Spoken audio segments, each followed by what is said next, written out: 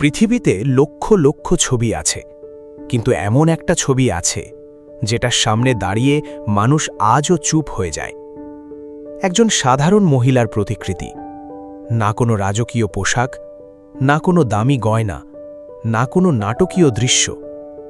তবু শত শত বছর ধরে এই ছবিটা পুরো পৃথিবীকে মুগ্ধ করে রেখেছে। সেই ছবির নাম মোনালিসা।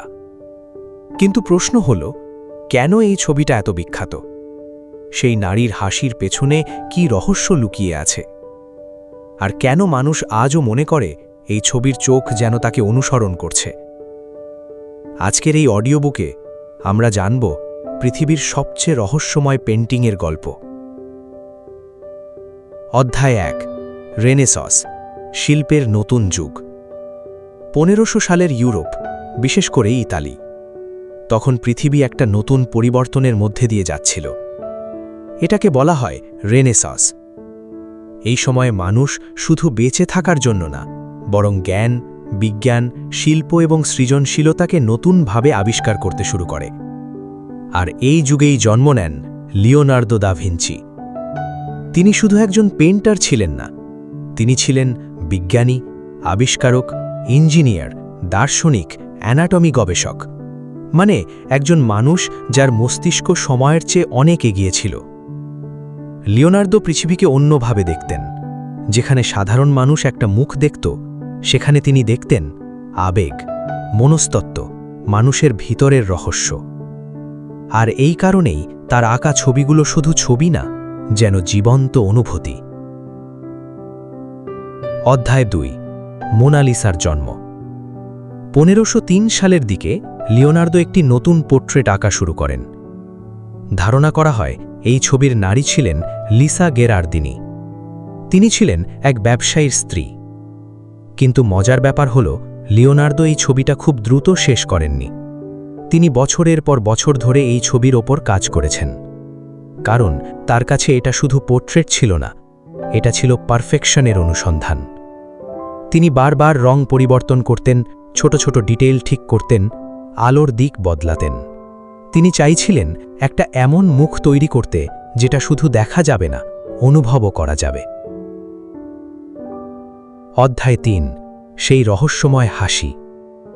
মোনালিসার সবচেয়ে বড় রহস্য হল তার হাসি। আপনি যদি ছবিটার দিকে তাকান, মনে হবে তিনি হালকা হাসছেন। কিন্তু আপনি যখন অন্যদিকে তাকাবেন, মনে হবে সেই হাসিটা বদলে গেছে। কখনো মনে হয় তিনি শান্ত, কখনো মনে হয় তিনি দুঃখিত, আবার কখনো মনে হয় তিনি কিছু লুকাচ্ছেন। এই রহস্যের পেছনে লিওনার্দো ব্যবহার করেছিলেন একটি বিশেষ টেকনিক, স্ফুমাটো। এই টেকনিকে রঙের মধ্যে কোনো শার্প লাইন থাকে না, সব কিছু ধীরে ধীরে ব্লেন্ড হয়। ফলে মুখের এক্সপ্রেশন স্থির থাকে না। আপনার চোখের অ্যাঙ্গেল বদলালে হাসিটাও বদলে যায়। আর এই কারণেই 500 বছর পরেও মানুষ আজও তর্ক করে মোনালিসা আসলে হাসছে কিনা। অধ্যায় ৪, চোখের রহস্য। অনেক মানুষ একটা অদ্ভুত জিনিস লক্ষ্য করেছে। আপনি যেদিকেই যান না কেন, মনে হবে মোনালিসার চোখ আপনার দিকেই তাকিয়ে আছে। এটা শুনতে প্যারানর্মাল মনে হলেও এর পেছনে আছে আর্টিস্টিক ইলিউশন। লিওনার্দো এমনভাবে পার্সপেক্টিভ তৈরি করেছিলেন যাতে পোর্ট্রেটের চোখ ভিউয়ারের সাথে কানেক্ট থাকে। ফলে আপনি ডানে যান, বাঁয়ে যান, মনে হবে তিনি আপনাকেই দেখছেন। এই ইলিউশন ছবিটাকে আরও জীবন্ত করে তোলে। মানুষ মনে করতে শুরু করে এই ছবির মধ্যে কিছু অস্বাভাবিক আছে। অধ্যায় ৫, লিওনার্দো কেন ছবিটা নিজের কাছে রেখেছিলেন। সবচেয়ে বড় রহস্যগুলোর একটি হল, লিওনার্দো কখনো এই পেন্টিং পুরোপুরি ডেলিভার করেননি। তিনি বছরের পর বছর মোনালিসাকে নিজের কাছেই রেখেছিলেন। তিনি এটাকে ফ্রান্স পর্যন্ত নিয়ে গিয়েছিলেন। অনেকে মনে করে তিনি এই ছবিটাকে নিজের মাস্টারপিস মনে করতেন। আবার কেউ মনে করে তিনি কখনো এটাকে পুরোপুরি কমপ্লিট মনে করেননি। এটা যেন তার অবসেশন হয়ে গিয়েছিল। তিনি শুধু একটা পোর্ট্রেট আঁকছিলেন না, তিনি মানুষের আত্মাকে ধরতে চাইছিলেন। অধ্যায় ৬, চুরি, যেদিন পুরো পৃথিবী পাগল হয়ে যায়। 1911 সাল। একদিন লুভ মিউজিয়ামের কর্মীরা দেখল মোনালিসা মেই, ছবিটা চুরি হয়ে গেছে। পুরো পৃথিবীতে হইচই শুরু হয়ে যায়। পত্রিকা, সংবাদ, পুলিশ সবাই শুধু একটা প্রশ্ন করছে, কে চুরি করল পৃথিবীর সবচেয়ে বিখ্যাত পেন্টিং? 2 বছর পর্যন্ত কেউ ছবিটার খোঁজ পায়নি। মানুষ মনে করতে শুরু করে হয়তো এটা চিরতরে হারিয়ে গেছে। অবশেষে জানা যায় একজন ইটালিয়ান কর্মী ভিনচেনজো পেরুজ্জিয়া ছবিটা চুরি করেছিলেন। তিনি বিশ্বাস করতেন এই পেন্টিং ইতালির হওয়া উচিত। কিন্তু মজার ব্যাপার হল, এই চুরির পরই মোনালিসা আরও বেশি বিখ্যাত হয়ে যায়। পুরো পৃথিবী ছবিটার দিকে নতুন করে তাকাতে শুরু করে। অধ্যায় 7, হিডেন সিক্রেটস, ছবির ভিতরের গোপন রহস্য। বছরের পর বছর গবেষকরা মোনালিসার ভিতরে নানা রহস্য খুঁজে বের করার চেষ্টা করেছেন। কেউ বলে তার চোখের ভিতরে হিডেন সিম্বল আছে, কেউ বলে ব্যাকগ্রাউন্ড ল্যান্ডস্কেপ আসলে ইম্যাজিনারি নয়, বাস্তব কোনো জায়গা। আবার কেউ মনে করে মোনালিসা আসলে লিওনার্দোর নিজের ফেসের ফেমিনিন ভার্সন। যদিও এগুলোর অনেক কিছুরই প্রমাণ নেই, তবু রহস্যগুলো মানুষকে আরও আকর্ষণ করে, কারণ মানুষ রহস্য ভালোবাসে। অধ্যায় 8, কেন এই পেন্টিং এত স্পেশাল?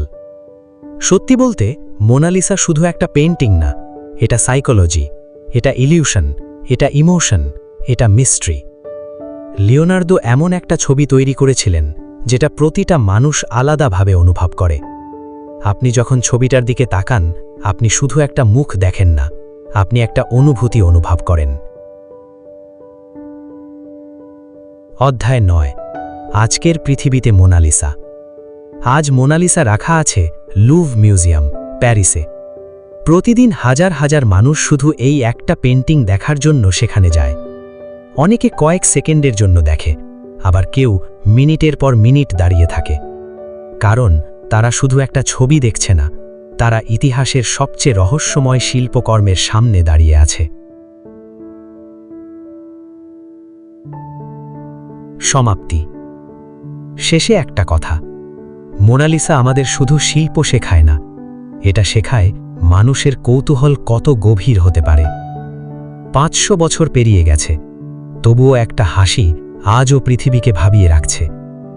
হয়তো এটাই আসল শিল্প, যখন একটা ছবি শুধু দেখা যায় না, অনুভব করা যায়।